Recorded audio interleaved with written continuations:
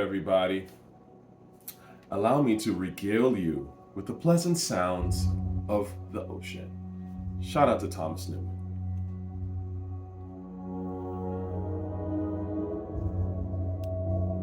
Beautiful, right?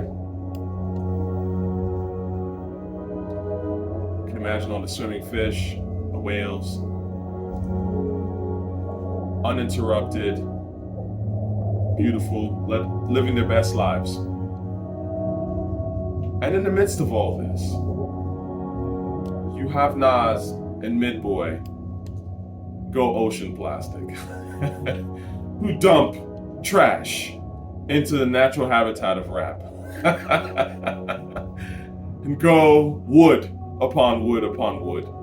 Of course, plastic, really. Now, I mean, are you really surprised that they're going plastic? Who's surprised about this? Nobody. Right? Now, aside from Nas and Midboy interrupting Finding Nemo and them niggas, the real thing here is that these are trash releases.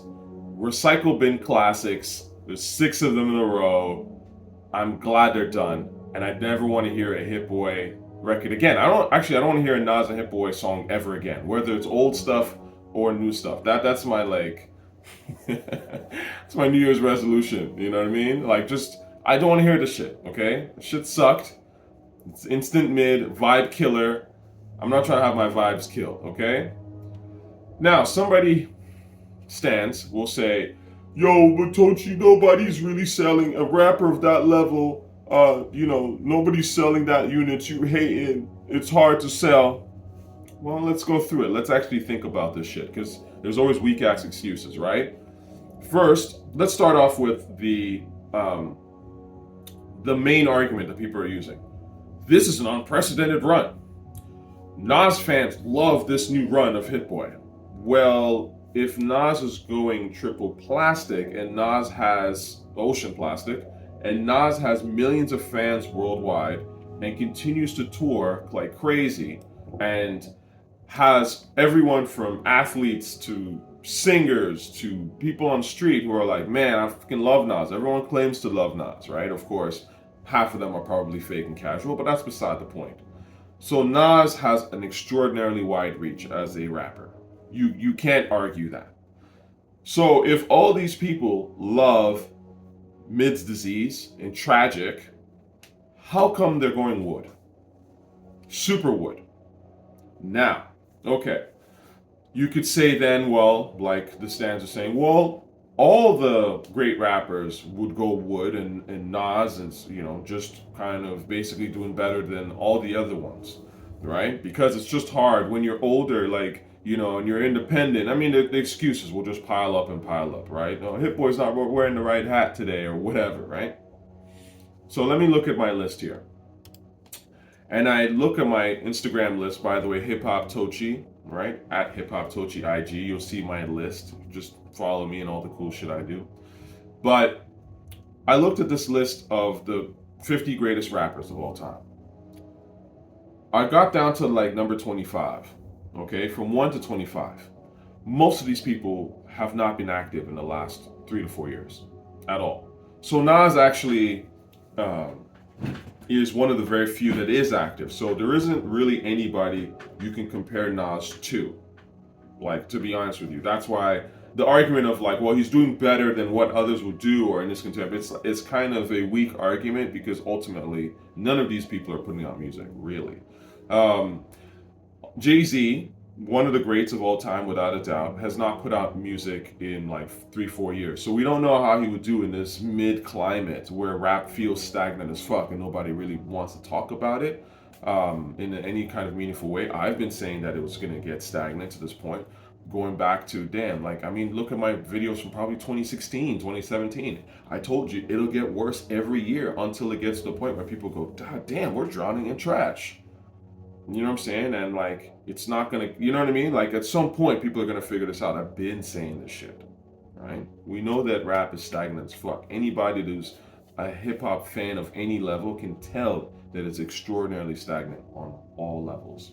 Now, the point is, Jay hasn't released anything new in this era, so we don't know what Jay's sales would be. Jay has always sold more than Nas, I would say for the most part. So obviously his sales would be higher, but we don't know how much higher they would be. Again, a lot of this stuff obviously depends on how good the project is. Does it even connect with people? That whole shit.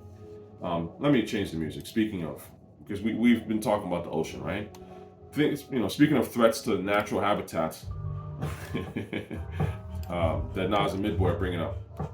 Anyway, so let's talk about Nas and Jay in this particular comparison, right? Because again, Jay has done really well sales-wise. I believe the last album he did, 444, I want to say that went like platinum or something like that. I just looked it up when I was doing some research. But that was 2017. Again, different climate, right? Now, on this list of great rappers, because I'm basically making the argument that a rapper as great as Nas should not be going wood. I understand that, like, you're not gonna sell, stream what maybe Ice Spice is streaming or whatever. Who gives a shit? And I don't even care about that.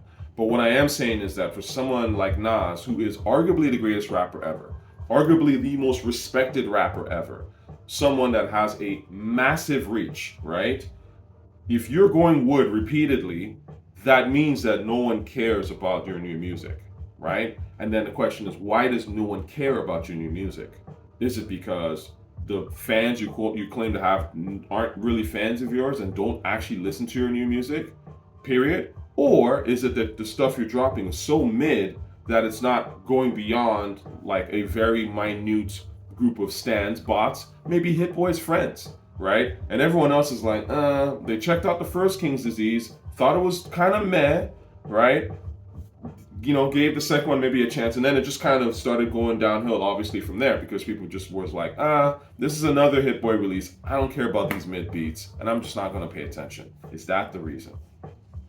Because again, you can look at this list and you'll see that most of these people are not active. Now, on this greatest list, Snoop released an album last year, which I honestly didn't even know existed until now when I was looking at it, called From the Streets to the Suites. This came out, 2 years ago. Okay, during COVID. I didn't even know this was a thing. I'm listening to some of these songs, like CEO. It was all right. Rick Rock did the beat. Shout out to Rick Rock. The song was okay. I mean, it sounded better than anything I've heard from any of the Miz Diseases off rip. This album may have done well. I mean, the sales figures are not available. It was released very independently through, Snoop's own side of things. It may have done well, may have not done well. Now, this is during COVID, okay? So Snoop released this during COVID. There's no sales figures for that, but who knows? It might have done really well for him. And then Busta, another great rapper, one of the, in my opinion, in the top 10 greatest of all time, released ELE2. ELE2 came out during COVID.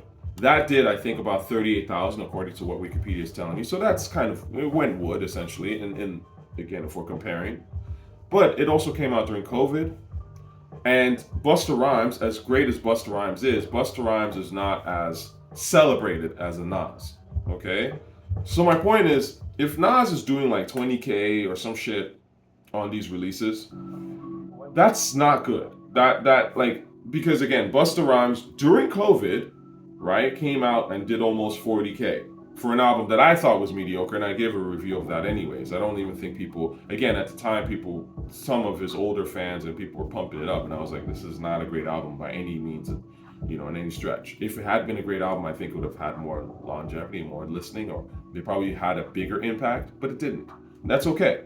But my point is that you can't really get away from the fact that Nas is trending or performing below what one would expect.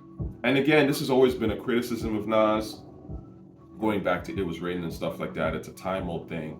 Nas has settled into it. You could say, okay, his fans ask too much. I don't know, man.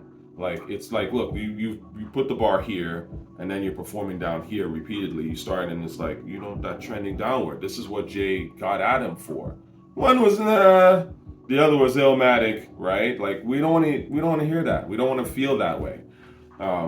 But when you have these yes men, I'm assuming, around you who just tell you shit is hot, or maybe they're not even giving an opinion. But I will say this, though. I think Nas can do much better.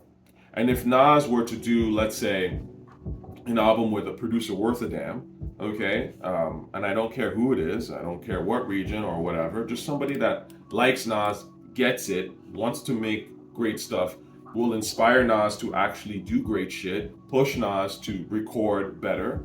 Um, I'm pretty sure that they can come out with something that will eclipse the Hit Boy shit right away. That's just my opinion. You know? I'm looking here to see what Lost Tapes did. Lost Tapes 2, the sales. Again, not that I'm a sales guy like that, but yeah, this did about Hits Disease. Hits Disease. I keep coining new shit off the top of my head, man. This did about the same, I guess. I think Lost Tapes 2 is better than anything the Midboy put out with Nas personally, because No Bad Energy is a better song than anything I ever heard from any of those King's Disease shits. And in my opinion, I think this, in a way, funny enough, may have like Hitboy benefited off this like release, even though it wasn't great. But at least No Bad Energy was kind of like the last time I saw people actually sort of listening to Nas and even talk about the song. And so when following up with King's Disease, he just kind of came right away. So it seems like, oh yeah, this is some excitement, some run. But that excitement is based off No Bad Energy, really. It's based off something that Hitboy didn't create, right? I don't know, man. It's let's look at this even in Lost Tapes 2, right? Hitboy had one song on there called Royalty, which nobody remembers. It's literally just like a discarded album cut. Nobody even, like, you guys have to think about it from my perspective as a hip hop fan. I'm like, why are you working with this guy again? That would be like, that'd be like Nas doing 6 straight albums with Static Selector. Y'all want to hear that shit? I don't want to hear that shit. What has Static Selector ever really done for Nas? And that Lost Freestyle, by the way, that was on Lost Tapes 2, had more buzz than most of these Nas and Hitboy songs, period. And obviously, Static Selector is a white producer, so his white fans love that shit, I get it. But again, I'm listening to myself going like, okay, what exactly is the rationale for why Nas and Hitboy have recorded 6 straight albums? 6 Stradamuses. Why? That's the answer of the century, and no media outlet is willing to ask this question or really interrogate this shit and figure out what the fuck is going on here, because there's some sort of arrangement. Why that? Like, we have to know the reason. Like, that is, that's the album I want to hear. Why? What's interesting is that obviously I've been asking this question since the beginning because I'm curious. I'm kind of that kind of person, and also because the results have been mid as fuck. I've been asking this question. Nobody wants to interrogate. Really, media outlets who have maybe done one interview or something with Nas haven't asked the question. They haven't asked it in a way that's upcoming and forthcoming, I would say. Now, we all know the internet's full of vultures, weirdos, lames, all that kind of shit. You can call me a lame. Go ahead, do your thing. Fine. But I know rap, my man. Shout out to Quasimodo, Madlib. I know rap. The lames, the vultures, they don't know rap. Okay? Some vulture will watch my stuff because that's usually how these vultures go. They watch stuff. They get a sense of what the general consensus is. Now people will kind of want to know. All right, we've had 6 mid releases in a row. Why? Like, what's the deal, right? So some vulture will then ask Nas, maybe somehow get an interview, because it's easier for them to get interviews than for people like myself, or even people who are others, journalists who are in the culture. They'll get let's say an interview with Nas. They'll ask Nas, Nas, like, let's walk me through this relationship that you have with Hitboy. Why exactly did y'all record for 6 straight albums exactly? Even in the midst of criticism or people who said this and this and that. The question and the answer will be handled with mediocrity. But the fact of the matter is that the stands will then praise the vulture who put the interview on and say, oh, see, he's a real hip hop fan. He asked the tough questions that nobody wants to ask. Meanwhile, we've been asking these questions. It's just that, the original hip hop fans get ignored. It's a time old story, unfortunately, now with rap. Look, the point is, these albums didn't work. I know they'll never work because I've been into rap long enough to know what is hot, what continues to endure, because I was around when certain classics, like what we call obvious classics, were released. I know the feeling that I got when I heard them. And I know that these albums have no feeling and they will be forgotten promptly. And that's the sad part about it, man. You know I know rap. I've been listening to rap for a long time, and not just a long time, but like and not just a particular era, as you already know. I go way back. I go back to Kaz and them, Melly Mel, and I go up, up to Glorilla and Pop Smoke and all that. I listen to this shit for real, for real. So it's not gonna hit, man. Unfortunately, you can't use the age argument or whatever argument that these stands are gonna try to use all the time. It's just about knowing quality when you hear it, and when you listen to rap long enough, you know good shit. Okay? When you love it, like I love it. You know what I mean? Anyway, thanks for rocking with me as always, and I will see y'all. Peace.